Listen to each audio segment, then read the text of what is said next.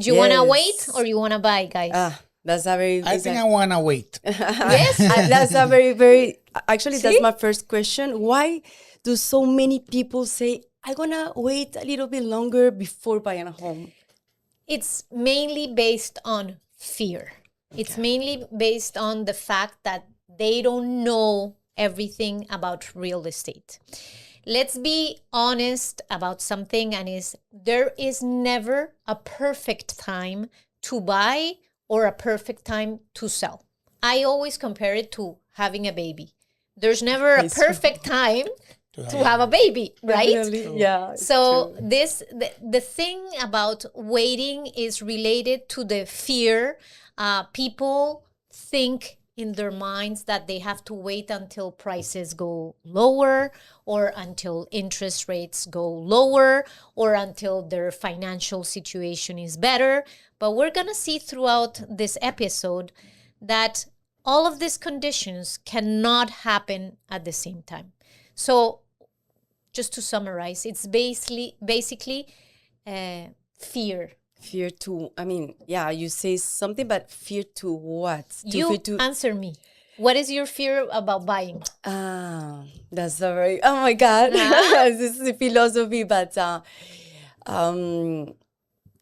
because right now I feel a lot of compromise in my life. So I feel like I'm not prepared to have a debt. I don't know in English. Yes, a debt. A debt. Yes. Like that. So that's why maybe I feel like, oh no, let's wait a little bit longer. But waiting and waiting, I feel like no, it wasn't the best decision. There you go. There you're answering your own question, and we're gonna see why all of those things are myths, and that there is a solution to each of those myths. Perfect. Now, what are the hidden financial costs of waiting? Number one, prices continue to go up. I haven't seen prices going down even for condos now, even with the huge amount of offer that we see on the market, prices continue to go up. There are very interesting reels on TikTok and Instagram. If you see, some brokers do them, and it's like the same house. How much was it 10 years ago? How much was it 5 years ago? How much is it today? And unfortunately, our acquisition power, our salaries don't go up as much as prices. Yeah. That's number one. The other cost is interest rates. So now, today, for example, if you had bought 1 year ago, the interest rate was much lower than today. Now, there's things that compensate the market. So what people have to understand is that waiting is a decision. But let me ask you something. Sorry to cut you off. Mm-hmm. But now we're in war with Iran. Shouldn't I wait? It depends, because there's opportunities in every single market. So fixed interest rates, for example, have gone up because the conflict with Iran, because markets are afraid, because markets are unstable. So banks are raising the fixed interest rate because there's more risk. But if you buy on a variable interest rate, it's following the market, so you can have nice lower rates. Now, yes, interest rates have gone up, but prices have gone down compared to a year ago when rates were lower. So people have to, this is what I tell people, understand that the fact of not buying is also making a decision. It means that I have a very interesting example. I have a couple of clients that just bought a house, and they had started looking 2 years ago, not with me, with somebody else. And they realized that because they waited 2 years, they are paying for the same type of house almost $80,000 more in 2 years. 2 years, wow. Mm-hmm. So I know you mentioned already, but why does waiting feel safer even when it may be risky? Because you don't have to do anything. Because it's the status quo. It's what you know. It's, okay, I'm going to stay, and because I don't have to do anything. But again, you are making a decision by not doing anything.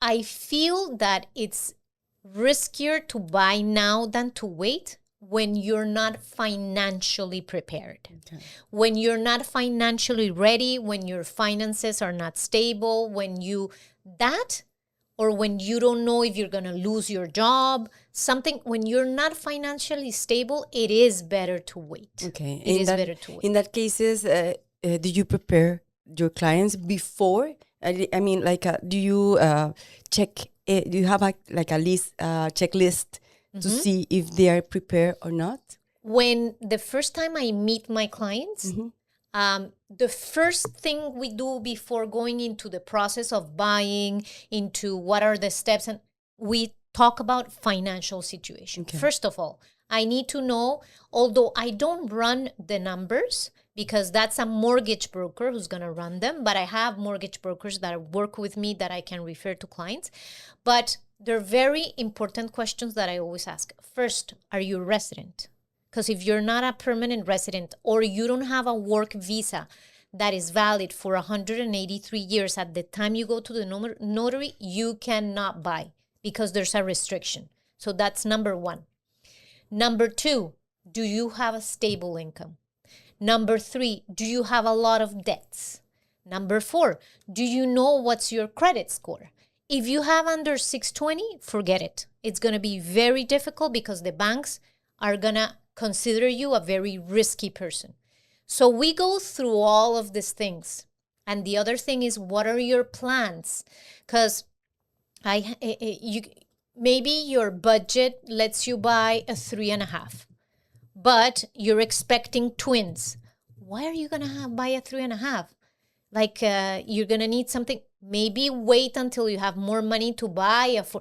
So yes, that financial part is key to understand if you can buy or you cannot buy. And the second, after that first conversation that we have, I do send them to a mortgage broker. They can go to their bank, okay. But I normally refer them to mortgage brokers. One piece of advice, if you're looking to buy, please do not go to look for a mortgage at your branch. Worst place to look for a mortgage, because the people that are at the branch do 10 different things and they don't know how to really do good mortgages. Go to a mortgage broker that costs you $0, okay, and is going to go look according to your profile for the best lender. If someone is not prepared, do you prepare a strategy for them, or what do you do? I personally do not. Okay. But the 2 mortgage brokers that I work with, they do. Oh, okay. They tell them. It's good to know. Yes. They tell them, for example, okay, you don't have enough money for your down payment. Okay, let's start by opening CELIAP. Okay. And put your money there, and they really give them step by step. How I have clients that we've met 3 years ago and are only going to buy now. I have others that it's been 2 years, and we've been preparing them with the mortgage broker, and we tell them, clear your credit cards, be careful with your credit. So there's a lot of preparing behind people that are not ready. Got it. So when does waiting actually make sense? I mean, returning to the waiting period. So it makes sense if you are not financially prepared. Yes, true. I have a question here on Instagram. Do you recommend investing in a condo under construction to be delivered 27-28, or move ahead now and get a second-hand condo? Okay, so the question about new construction is, you really need, if you want to make money or if you want to buy at a really good price, a new construction, you have to get into the project very early. So when they have not broken ground, pretty much. So it's going to be, you buy now and you're going to have a condo in 2 years. If you buy at the last stages of construction, it's a really bad business, because you're paying top dollars for something that, if there's, for example, different phases, you must, I would say it's much better to go buy on the first phases and at a resale, because you're probably going to pay less money than a new condo that it's in the last phase of the project.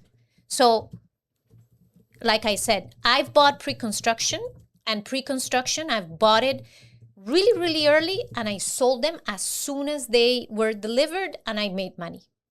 Another thing, you have to understand that when you buy pre-construction, there's a cycle. So if you buy to stay 5 years, it's okay. If you buy and you stay 2 years, it's not great, because a lot of people wanted to do the same thing you're doing. And I have an example of a co-ownership where I have a condo. I am renting it out now, but we're in the 3-year mark, and a lot of people are reselling. So everyone is competing for price. Okay. Because there's so many offer. So you have to be careful on, first, what stage of the project you get in, and 2, when do you want to resell, for me to give you like a better strategy. But Excellent. yeah, you have to get in very early. There are clients who only wants pre-constructions? Yeah, there are that clients happens? that absolutely only want pre-construction. They want a new condo. Sometimes they believe that they're going to get it at a better price. And it's true? it's true, like I said, if they Exactly. get in early, very, Earlier. very Okay, got early. it. But still, I would still compare pre-construction to recent resales, because the cost of construction has gone up so much that new condos are very expensive. And it's as simple as the fact that promoters are no longer reselling those condos. They're keeping those towers for rental towers, because to resell them, it's so expensive that people don't want to buy it. So sometimes it's better to go buy at something that was built 3 years ago, and you get a very, very nice, interesting price. Excellent. Catalina, how can you tell if waiting is helping you or hurting you financially? You are going to have to run the numbers. So you're going to have to say, okay, look at the statistics. If I buy a house today, this is the average price. I don't know, 500,000. Then you ask a broker or somebody, or you go to JLR and you check how much has that house increased. So let's say if in the last year it increased, 8%. Now, how much have interest rates changed also in the last year? How much are you renting for? And you have to run all those numbers and see, is it really worth waiting? Am I paying very, very high rent? Am I losing opportunities that I thought that by waiting the prices would go down, and it's the contrary? So it's not a black and white decision. What I always tell my clients is there are opportunities in every single market.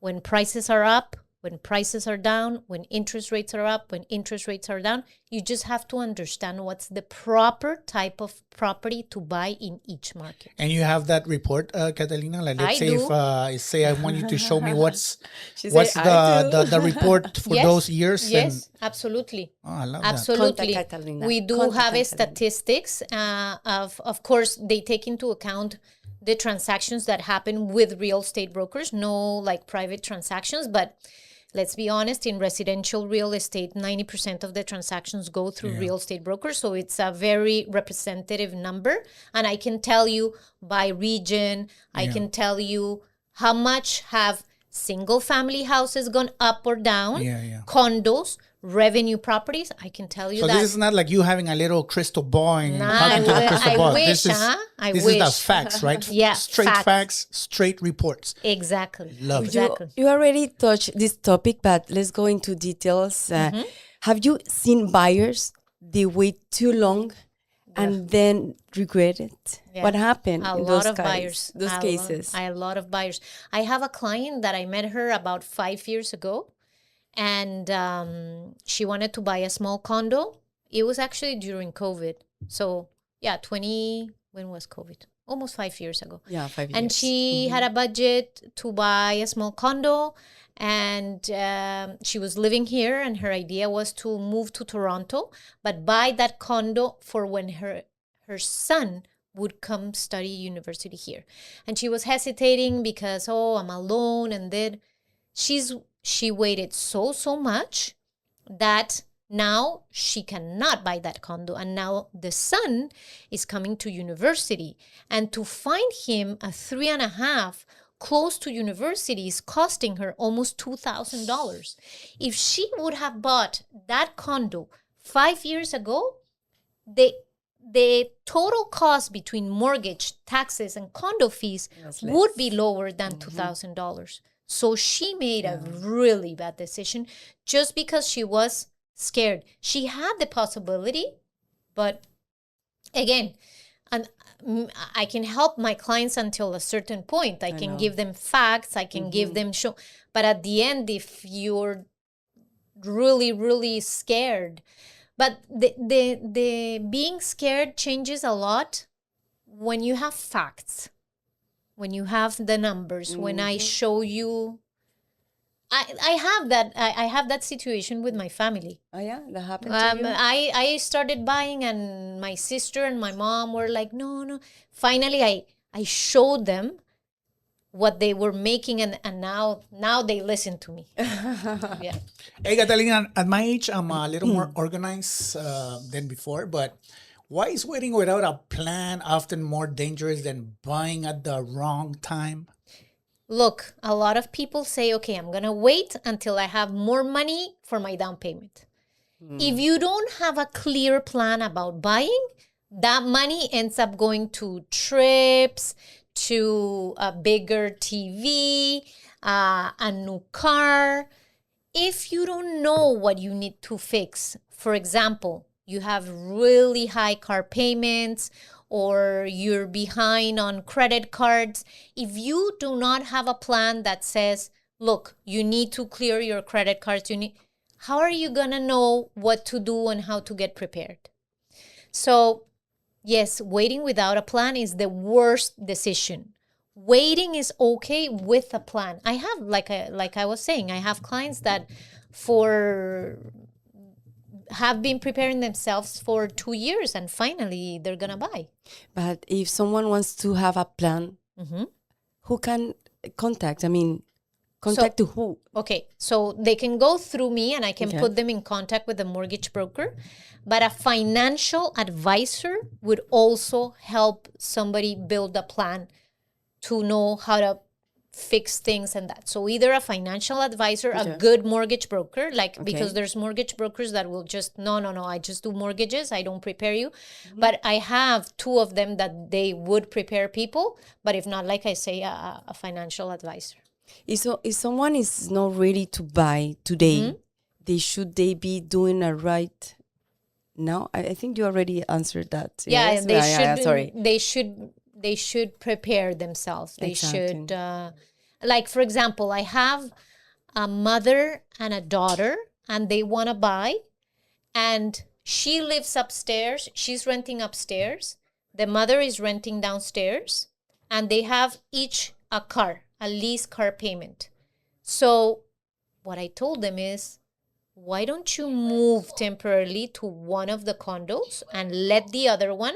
And if you live in the same building, why don't you get rid of one of the leasings or transfer the lease? So if your objective is to buy, no, because if your objective is just to be comfortable and have 2 cars and 2 condos, and that depends on the lifestyle.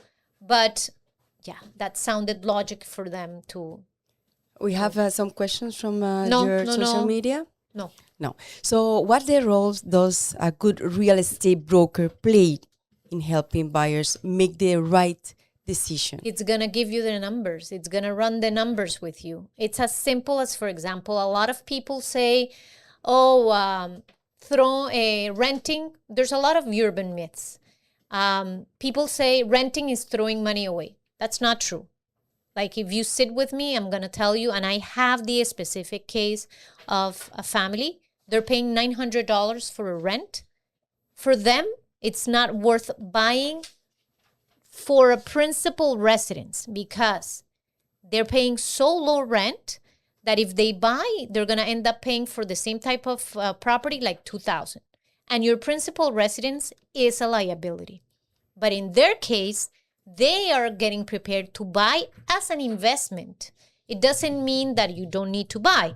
It's maybe buying your principal residence is not the way to start in real estate. You can start by buying to invest. Now, the pros and the cons are that, well, you're going to lose the first-time home credit if you buy as an investment. You're going to lose the welcome tax credit. So you have to put it in a balance. So a good real estate broker is going to show you the pros and the cons of buying, of not buying, and if you're not ready to buy, how to prepare yourself. Like I said, not necessarily I will tell them how to structure their accounts, but I would refer them to the correct people that can help them, and we work together so that we can move ahead with whatever project they have. Got it. Fabulous. I love that. Anyways, Catalina, what's the one thing you like everybody hesitant buyer to understand before they decide to wait? Don't wait for the perfect conditions, because that's not going to happen. So even if you have aliens coming in, forget about it. Just buy your house. Not even if you have aliens coming in, there's going to be perfect conditions, because there's going to be aliens. No, but for example, people say, I want to wait until interest rates go down, and I want to wait until prices go down. That's not happening, because that's an opposite thing. When prices go up, interest rates go down, so they stimulate the consumption and the economy.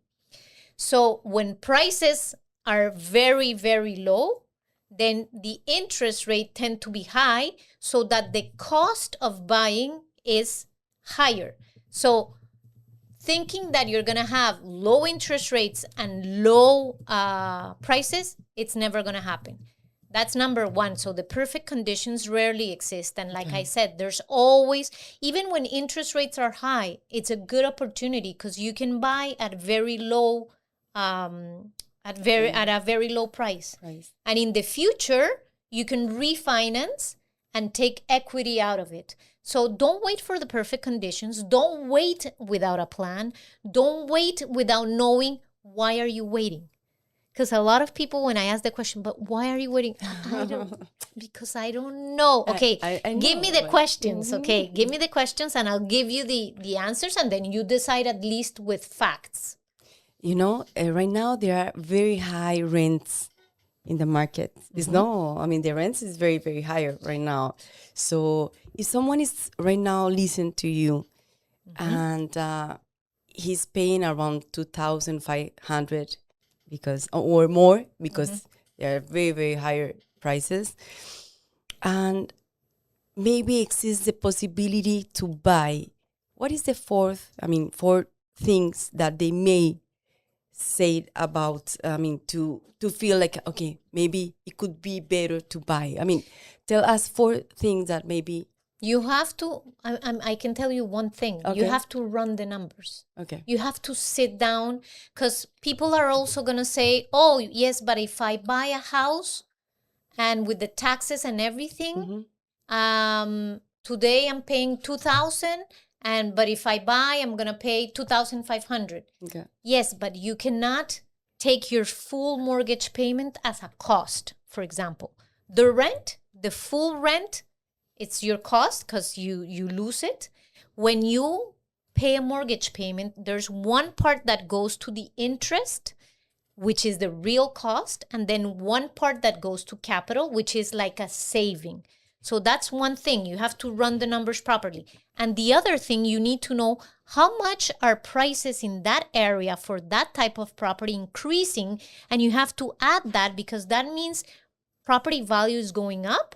And if you wanted to refinance in the future, that percentage that the value went up, it's money that you can take back.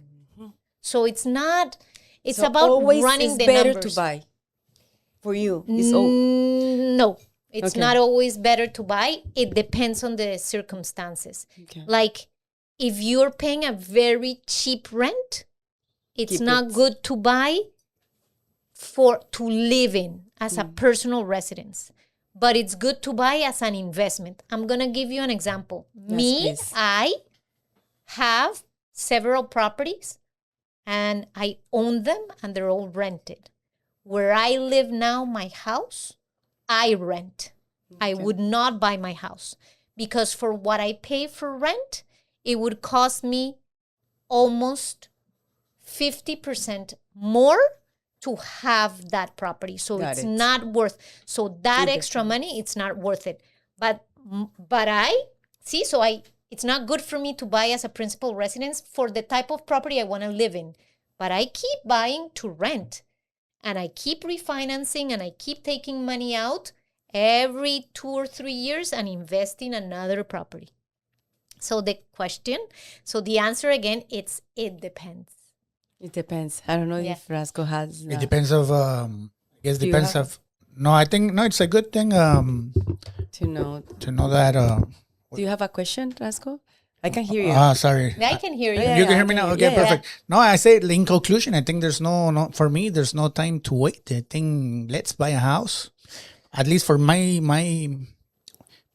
way Your of thinking. experience?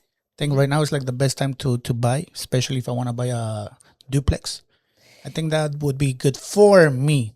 Look, if we're talking about the conditions of the market today, I would say that we're starting to shift from a seller's market to a buyer's market. But when it comes to revenue properties, so duplexes, triplexes, I do believe it's still a seller's market, but I don't think that is going to change because there is not enough offer of revenue properties on the market to make prices significantly go down.